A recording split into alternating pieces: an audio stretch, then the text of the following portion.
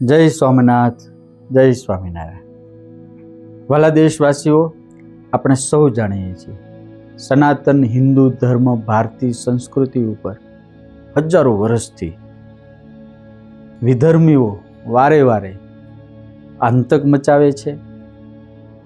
હજારો વર્ષો પહેલા મોહમ્મદ ગજનીએ સોમનાથ મંદિરને કેટલી વખત લૂંટ્યું અને તોડ્યું એ આપણને સૌને ઇતિહાસની ખબર છે.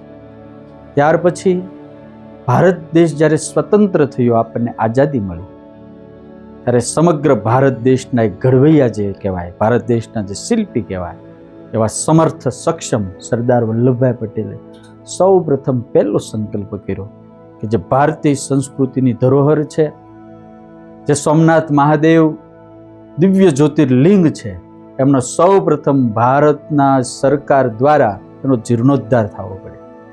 વર્ષો પહેલા સરદાર વલ્લભભાઈ પટેલનું સ્વપ્ન સાકાર થયું.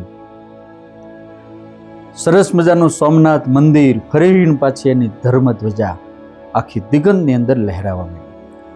આજે એમને ઘણા વર્ષો થઈ રહ્યા છે, ત્યારે આપણા માનની લોકલાડીટા અને યશસ્વી વડાપ્રધાન પરમવંદની શ્રી નરેન્દ્રભાઈ મોદીએ એક જે લેખ લખ્યો છે અને ફરીને પાછો એક અભિયાન છેડ્યું છે કે સોમનાથ મહાદેવનું આપણે બધાએ એક વર્ષ માટે એનો ઉજવણી કરવી.